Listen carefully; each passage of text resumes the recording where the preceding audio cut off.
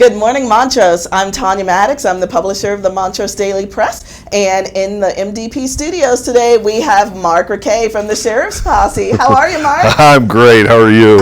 You know, anytime I have you in the studio, I'm doing wonderful. Oh, how nice of you to say that. Sydney, I made him blush, okay? I don't hear that very often. Oh, I'm sure. Let's see, you and Carol have only been married, what, how many decades here? Well, it'll be 41 years this year for us, 41.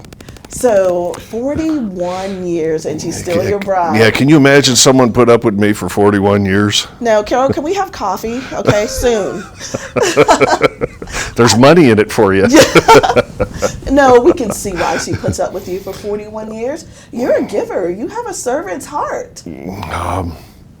Thank you. So, okay, I'm going to quit making him blush. But no, honestly, I want to hear about the Sheriff's Posse and why you have decided to, after the last 10 years, to volunteer this much time. Well, there are 63 counties, I think, in Colorado, and every county has a search and rescue unit. Okay. By statute, the sheriff of the county has to provide search and rescue. This particular county, if you look out here, it's about 67 miles as the crow flies, something like that, to the Utah border. And most of that is wildlands, canyons, rugged lands, the reasons we live here, because of all those outdoor things. People go out there, they get lost, they get hurt. It's just not in our budget to have enough deputies to possibly cover that kind of work. And that's where we come in. And we are divided into two units. We have an East Division, which is us here, and then we have a West Division based in Natarita and Nucla, and and Paradox. And those folks over there, while that population is a very small percentage of the county, they have pretty much the same setup there that we have here. And we have about 20 members on that end and about 20 on this end. And we all walk around with a cell phone or a pager. Some of the guys will wear a pager up here that 24 hours a day, 7 days a week. Oh, my goodness. And it seems that it's, like on the holidays, we get a lot of holidays out there. We get called. We do assist for Montrose Fire. We do a lot with Montrose Fire. Okay. We will work with the Montrose Police Department as well for things like the parade of lights. They don't have near enough people to cover all the intersections when they come through. And of course we work with the Sheriff's Department. We work with Colorado Parks and Wildlife. We work with Olathe Fire Rescue up there. We've done firefighting side by side with them. We've helped them in medical emergencies. It's just a bunch of men and women that are on call 24/7, highly trained, ready to go for whatever happened. But it's a volunteer-based program. It is a volunteer. We live solely on the donations of the members of our community. Right. Once a year, we send out a flyer. Right in January, we have a flyer that we try and send it to everybody in the county, asking for anything they can give us to help us. We don't have any special funding. We don't have we don't bill anybody. We just have what the community gives us. And in the 10 years that you've been volunteering, have you ever had a lack of funds? Funding is always something that's pretty critical to us in there. A lot of us, you'll see, if we go on a call, if you look at some of our vehicles, are over 20 years old. Okay. We've got a Polaris ATV that I think it's a 2001. Oh my. Now we do have a newer one, but we've got some older equipment, and they don't get a lot of miles each year, but they do take a beating, and that's why you'll see a lot of us, like myself included, we use our own vehicle. Okay. I use my own truck. I use my own ATV. I've used my own side-by-side in the past. We that comes out of our pocket, our fuel, our everything. And oh my goodness. I know I got a lot of harassment one time. The machine I was hauling came loose from the trailer because we were in kind of a hurry heading up there it was a hurt person, and it came through the tailgate of my truck, and it was a $1,200 oops to buy a new tailgate of the truck and a new light, but it came out of my pocket. Yes. So, the posse didn't pay for it. Well, you obviously love what you do, or you wouldn't be doing it on a volunteer basis. When we come back, we're going to take a quick break, but what I want to hear from you is maybe one of your most memorable rescues or most memorable moments as, on the Sheriff's Posse in the past 10 years. I'll have to think about that a minute, but okay. Oh, I'm sure you have several, Mark. Come on.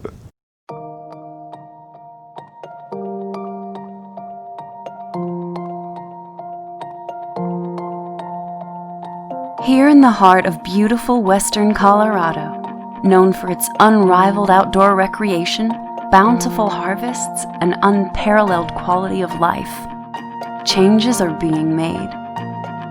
Elevate Fiber is transforming the way we work, live, and play by creating exciting new opportunities for local families and businesses. Are you ready?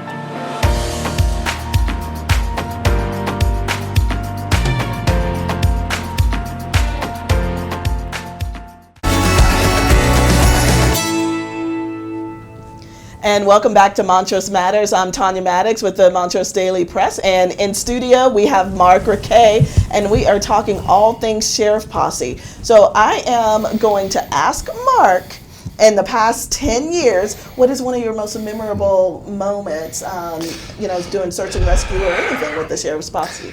I think it was, I would want to relate it to a time. Okay. A few years back, probably about 4 years ago, we had a fellow that is a good friend of mine. He joined the posse, and he says, "I don't think you guys have enough activity to keep me interested or excited." That's probably something he shouldn't have said. The sheriff went on vacation. He hadn't taken many vacations, and he had arranged this vacation where I think he was going to go to Alaska and visit his son and his grandkids up there. So he was off to Alaska, and we were here. And it was in one particular time, it was in August. And during a 2-week period, and actually one of the other members and I were talking about this the other day, I think it was a 10-day period, we had 7 call-outs. And it started with a young boy, a teenager, had drowned in the pond over here behind Pepsi, and we got called out at night to help Montrose Fire. So we spent the whole night there. The next day, it was August. It was hot, and at 4 o'clock in the afternoon, we finally found the boy and brought him out. And I went home, and I had just walked in the house, and the pager's going off. And it was something up on the other end of so all of us that were there were back in our vehicles. I don't even get a chance to change, and we're up there. And it was somebody that had altitude sickness down in the bottom of a canyon, and then the gang spent the night carrying this person out of there. It was 2 nights now, no sleep. 1 day home. Then they had some serious rains, and we had a flash flood, and an ATVer up in the Cimarron had got washed down to the bottom of a Cimarron. So we're there in this mud, in this disaster that day, pulling this person out.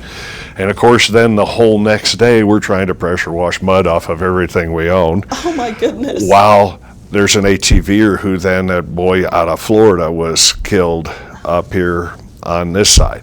So it's a roller coaster. But we had 7, and I can't even remember them all, but it was 7 call-outs, and every time I'm riding up with this new member, with me blaming him that this is your fault. This is all your fault, And it's a roller coaster. One of the long-term members said to me, and he said it right, because we were coming back in after one of these that was not a happy ending. It was a recovery and not a rescue. And he had said to me, the reason we do this is we do what other people can't. And that's kind of stuck with me. I like that. So, that leads me to my next question. You're retired. This is what you're doing in your retirement. Yeah. These sound like full-time jobs and days. And it can be at times. I'm also on the hospital board of trustees. I drew the short straw for that. But we were able to solve a lot of problems for the medical thing there for the county and the people with that. But I've always been involved in law enforcement in one way or another most of my life. I was kind of born into it. My grandfather was a Chicago cop back in the in the 30s and 40s. Chicago, Illinois? Chicago, Illinois, wow. Yes. He was a Chicago cop, and I had a lot of relatives that were involved in all kinds of things like that. So it's kind of come a little bit naturally in one way or another. And in Florida, when I lived there for a while, I was heavily involved in it. Now being here, of course, we're not law enforcement, thank goodness. In this day and age, I don't think I want to be a young officer starting out in that. But this is a fantastic group of people. These men and women that make up the posse are the most dedicated from all walks of life. We have members that are so far liberal, left-wing, that we couldn't sit in the same room together for more than 5 minutes. And we have people that are so far right-wing that if we went back to the 1800s, they probably wouldn't be happy. And yet, we have people that are office workers, we have people that are farm workers, we have business owners, men, women. When that bell sounds, it's a team that every one of them would throw themselves on the grenade for the other one to save or help whoever's in trouble. And it's amazing to watch this group go off and do something like that. And that's amazing to hear. After putting that much energy physically and mentally, and then your heart into it, when it becomes not a happy ending, as you said. You got to get some downtime every now and then, don't you? Well, everybody has to have some downtime. The posse kind of thing, we have busy times a year, hunting season. Boy, oh boy, this year what I think we're most afraid of here is this dry climate that we're having. Montrose, I just read in the paper here over the weekend that we are extreme drought, and that was last time I saw extreme drought was that thing that we had in Texas where 1 million acres burned. And the sheriff and Under Sheriff Murdy have both told us probably a good idea to keep your fire trucks ready. You guys are going to be on call. Well, but you're going to try and sneak in some hunting, right? You've been reading my column. See, we haven't even gotten to that part, too. Sheriff Posse by day, a columnist, outdoor enthusiast. We're going to take a quick break, but when we come back, I want to hear all about an upcoming hunt that you have planned.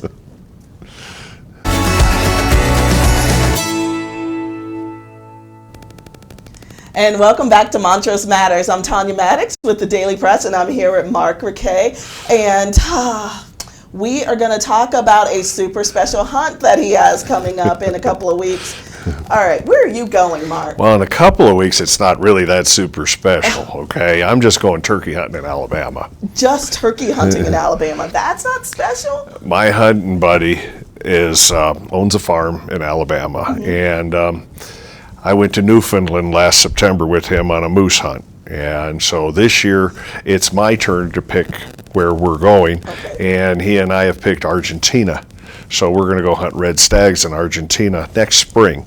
But I go to his farm once or twice a year to hunt turkeys and deer and wind down, eat steaks. They raise certified Angus beef. And so I go there to eat and eat and spend a little time in the woods. And you could call that, research for your column. Is that correct? Well, I do write about them when I come back. I wrote an article about finding Newfoundland when I came back, and I had opportunity. One of the guides up there was a wilderness nurse, which is something we don't have in this country here. And so that was a great learning experience for me. I got to share what we do with him and what they do with me, and it was a great thing. So I did come and write about that. And so it's fun. We know that you love it, but in a few years, your lovely wife, Carol, may retire here soon, and are you going to take her somewhere special? Absolutely. The more exotic lands I've been saving for her and I to do together. I would like to go and spend some serious time in Africa and do some hunts in Africa, and she would also. So we'll save those for when she retires. We'll go to Africa together. We're also talking about going on a hunt in Scotland together. Nice. So. Oh, that is going to be wonderful. We're going to spend the kids' inheritance, every penny. Kids, you're not getting anything. You heard that on Montrose Matters first. So, Mark, before I let you go, on behalf of everyone in Montrose, we just want to say thank you for your 10 years of service on the Sheriff's Posse, and just thank you for doing what other people can't. And with that, we have a, since we know you like steaks, we have a gift certificate to Ted's Steakhouse for you. So you can take Carol out for a nice dinner. Hey, we love Ted's. Ted's is great. Ted? Good. Ted's is great. We love Ted's. Thank you. You are very welcome. Thank you. Well, thank you, Mark. And thank you, Montrose, for listening. And I would be remiss if I did not thank Elevate Fiber. You guys are awesome. We appreciate you bringing Montrose Matters to Montrose. Have a great day.